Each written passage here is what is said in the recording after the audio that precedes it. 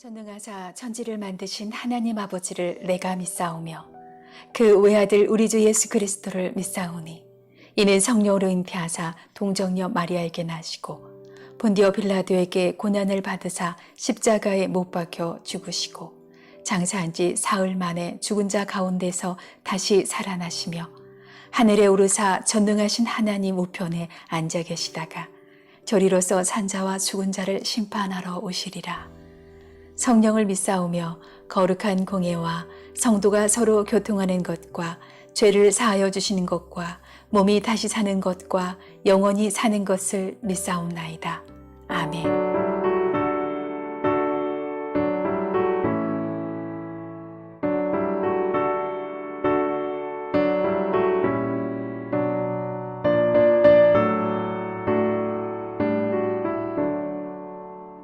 내 모든 시험 무거운 짐을 주 예수 앞에 아뢰이며 근심에 쌓인 날 돌아보사 내 근심 모두 맡으시네. 무거운 짐을 나 홀로 지고 견디다 못해 쓰러질 때 불쌍히 여겨 구원해 주리. 은혜의 주님 오직 예수.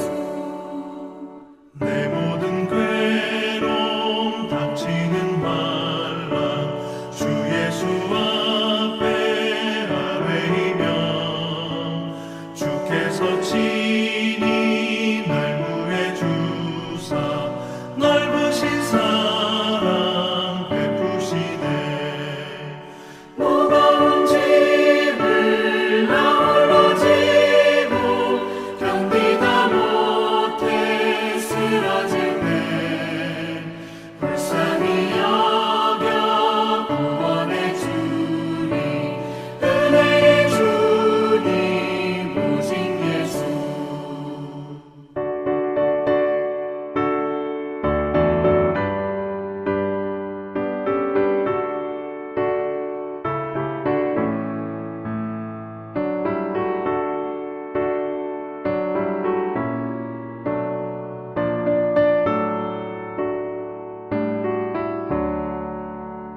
내 짐이 점점 무거워질 때 주 예수 앞에 아뢰이며 주께서 친히 날 구해 주사 내 대신 짐을 져주시네.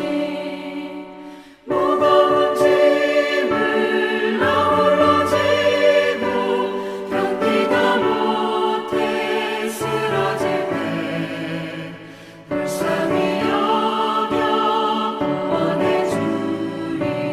은혜의 주님 오직 예수. 마음의 시험 무서운 죄를 주 예수 앞에 아뢰이며 예수는 나의 능력이 되사 세상을 이길 힘 주시네. 무거운 짐을 나 홀로 지고 견디다 못해 쓰러질 때 불쌍히 여겨 구원해 주리. 은혜의 주님 오직 예수.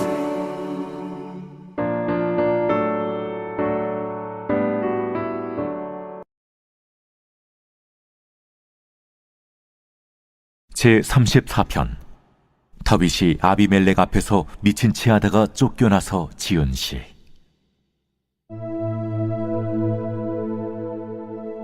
내가 여호와를 항상 송축하며 내 입술로 항상 주를 찬양하리이다. 내 영혼이 여호와를 자랑하리니 곤관자들이 이를 듣고 기뻐하리로다. 나와 함께 여호와를 광대하시다 하며 함께 그의 이름을 높이세. 내가 여호와께 간구하며 내게 응답하시고 내 모든 두려움에서 나를 건지셨도다. 그 그들이 주를 앙망하고 광채를 내었으니 그들의 얼굴은 부끄럽지 아니하리로다. 이 곤고한 자가 부르짖음에 여호와께서 들으시고 그의 모든 환난에서 구원하셨도다. 여호와의 천사가 주를 경외하는 자를 둘러 진치고 그들을 건지시는도다. 너희는 여호와의 선하심을 맛보아 알지어다. 그에게 피하는 자는 복이 있도다. 너희 성도들아, 여호와를 경외하라. 그를 경외하는 자에게는 부족함이 없도다. 젊은 사자는 궁핍하여 줄일지라도 여호와를 찾는 자는 모든 좋은 것에 부족함이 없으리로다. 너희 자녀들아, 와서 내 말을 들으라. 내가 여호와를 경외하는 법을 너희에게 가르치리로다. 생명을 사모하고 연수를 사랑하여 복받기를 원하는 사람이 누구뇨? 내 혀를 악에서 금하며 내 입술을 거짓말에서 금할지어다. 악을 버리고 선을 행하며 화평을 찾아 따를지어다. 여호와의 눈은 의인을 향하시고 그의 귀는 그들의 부르짖음에 기울이시는도다. 여호와의 얼굴은 악을 행하는 자를 향하사 그들의 자취를 땅에서 끊으려 하시는도다. 의인이 부르짖음에 여호와께서 들으시고 그들의 모든 환난에서 건지셨도다. 여호와는 마음이 상한 자를 가까이 하시고 충심으로 통회하는 자를 구원하시는도다. 의인은 고난이 많으나 여호와께서 그의 모든 고난에서 건지시는도다. 그의 모든 뼈를 보호하시며 그 중에서 하나도 꺾이지 아니하도다. 악이 악인을 죽일 것이라. 의인을 미워하는 자는 벌을 받으리로다. 여호와께서 그의 종들의 영혼을 속량하시나니 그에게 피하는 자는 다 벌을 받지 아니하리로다. 자, 시편 34편은 표제어가 있는데요. 다윗이 아비멜렉 앞에서 미친 채 하다가 쫓겨나서 지은 시. 여기서 이제 아비멜렉은 이제 그 블레셋 왕을 표현하는 그런 말로 볼 수 있습니다. 다윗이 블레셋으로 피신했다가 이제 거기서 살기 위해서 블레셋 왕 앞에서 시험에 막 침을 흘리고 그렇게 이제 미친놈 행세를 해서 겨우 목숨을 건진 그런 상황이지요. 그러니까 이때가 그 다윗에게 있어서는 가장 그 깊은 그 고난의 골짜기, 정말 처절하게 살기 위해서 그 한 목숨을 구하기 위해서 처절하게 몸부림쳤던 다윗의 생애에 어쩌면 가장 어둡고 가장 춥고 가장 굴욕적이고 치욕스러운 그런 순간을 지닌 후에 이제 바울이 고백한 시인데요. 34편은 우리가 이제 교훈시로 볼 수 있는데, 고난으로부터 구원받은 후에 그 하나님께 어떻게 감사해야 하는지를 시인이 이야기하고 있는 것입니다.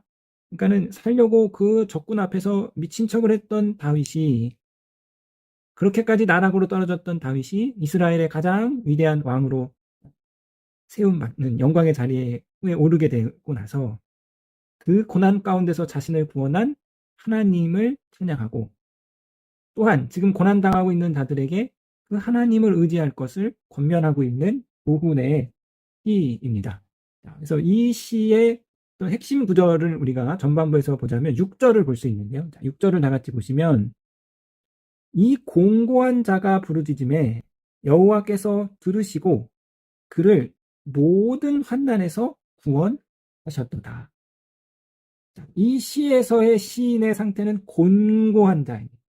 고난에 빠진 자이고 절망의 나라 깊은 고난에 매여 있는 자가 바로 곤고한 자인데, 자, 성경의 일관된 메시지는 너희가 고난을 만나면 기도하라는, 하나님의 백성이 환난을 만나면 하나님께 부르짖으라는 것입니다. 그래서 야고보 기자는 고난당하는 자 있느냐 그는 기도할 것이고, 큰 기쁨을 거둔 자 있느냐 그는 찬송하라. 그러니까 고난을 만나면 성도는 하나님 앞에 기도해야 합니다. 너무나도 자명한 사실이고 너무나도 우리가 잘 아는 사실인데, 여러분, 그런데 중요한 것은 많은 성도들이 고난을 만났음에도 불구하고 기도하지 못하는,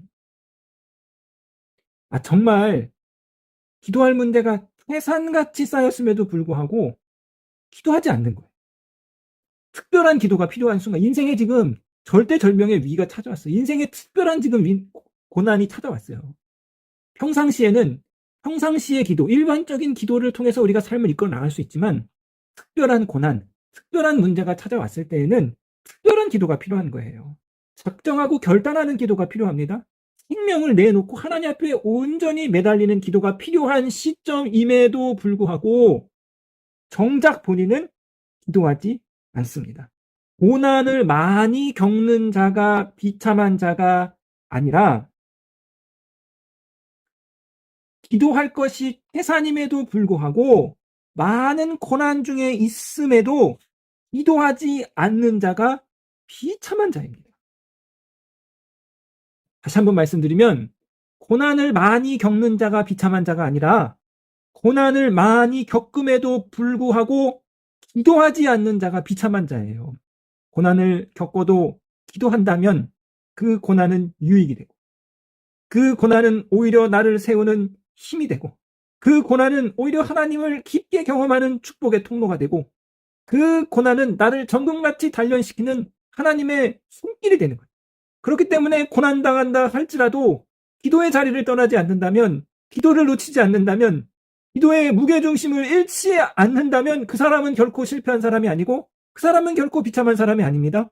그러나 고난이 왔음에도 불구하고 삶에 해결할 문제가 태산같이 쌓였음에도 불구하고 수많은 공고함이 그를 누르고 있음에도 불구하고 기도하지 않는 자, 기도의 자리로 나아가지 않는 자, 특별한 정말 결단의 기도, 생명을 내걸는 기도, 특별한 기도의 자리로 나아가지 못하는 그 자가 바로 비참한 자인 거예요. 오늘 시편의 기자가 말하고 있는 거예요. 살려고 자기 수염에 침을 바르면서 미친 척까지 했던 그가 이렇게 말하는 거예요. 공고한 자가 부르짖으면 여호와께서 들으시고 그 모든 환난에서 구원해 주신다. 내가 블레셋 왕에서 미친 척 했던 나를 하나님께서 구원하셔서 이스라엘의 왕으로 세우셨다. 이것이 오늘 시편의 고백인 것이죠. 자, 공고한 자의 부르짖음을 하나님께서 들으시고 구원의 손길을 베푸시는 것, 이것이 바로 구원의 책 출애굽기의 시작인 거죠. 이스라엘의 구원 출애굽이 어떻게 시작됐느냐? 바로 공고한 자의 부르짖음으로부터 시작되었습니다. 출애굽기 3장 7절에서 9절 말씀인데요. 여호와께서 이르시되 내가 애굽에 있는 내 백성의 고통을 분명히 보고 그들의 감독자로 말미암아 부르짖음을 듣고 그 근심을 알고 내가 내려가서 그들을 애굽인의 손에서 건져내고 그들을 그 땅에서 인도하여 아름답고 광대한 땅, 젖과 꿀이 흐르는 땅, 곧 가나안 족속, 헷 족속, 아모리 족속, 브리스 족속, 히위 족속, 여부스 족속의 지방에 데려가려 하노라. 이제 가라. 이스라엘의 자손의 부르짖음이 내게 달하고 애굽 사람이 그들을 괴롭히는 학대도 내가 보았으니. 그 출애굽의 위대한 구원이 어디서부터 시작됐습니까? 이스라엘의 부르짖음이에요. 고난 가운데, 곤고한 가운데 부르짖는 그들의 소리를 하나님께서 들으시고 보시고 하나님께서 구원의 손길을 그들에게 베푸셨던 것이죠. 마찬가지입니다. 저와 여러분 고난 가운데, 곤고한 가운데 하나님께 부르짖으면 하나님께서는 들으시고 구원의 손길을 우리의 삶 가운데 친히 베풀어 주실 것입니다. 가난의 공고함 가운데 있을 때 우리가 부르짖으면 하나님께서 우리 가운데 구원의 손길을 베풀어 주실 것입니다. 질병과 죽음의 공고함 가운데서 우리가 여호와 하나님께 부르짖으면 하나님께서 치유의 손길을 우리 가운데 베풀어 주실 것이며 깨어진 관계 가운데의 그 깊은 공고함 속에서 하나님께 부르짖을 때 하나님께서 그 모든 것을 회복하여 주실 것이고 자녀와 배우자의 문제로 인한 그 깊은 공고함 가운데서 우리가 하나님을 찾고 부르짖으면 하나님께서 그 손길을 우리 자녀 위에 내 배우자 머리 위에 베푸심으로 말미암아 하나님의 놀라운 구원의 역사를 우리 가운데 허락하여 주실 것입니다. 사랑하는 성도 여러분, 다시 한번 말하지만 고난이 많은 자가 비참한 자가 아니라 고난이 많음에도 기도의 자리로 나아가지 못하는 자, 기도로 여호와께 부르짖지 못하는 자, 기도로 태산 같은 문제를 해결하지 못하는 자, 기도의 자리에 나아가지 못하는 그가 진정으로 비참한 자임을 다시 한번 기억하시고 이 새벽에 곤고한 심령 가운데 곤고한 마음을 가지고 다시 한번 하나님 앞에 온전하게 부르짖어서 하나님의 놀라운 구원의 손길, 그 하나님의 선하심, 여호와 하나님의 선하심을 맛보아 아는 저와 여러분 되시기를 주님의 이름으로 부탁드리겠습니다.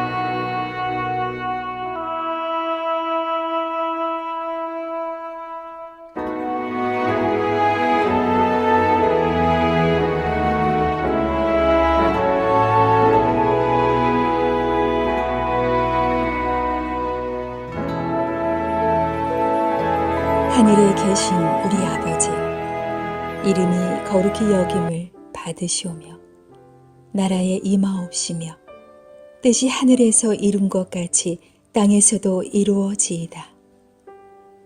오늘날 우리에게 일용할 양식을 주옵시고 우리가 우리에게 죄 지은 자를 사하여 준 것 같이 우리 죄를 사하여 주옵시고 우리를 시험에 들게 하지 마옵시고 다만 악에서 구하옵소서.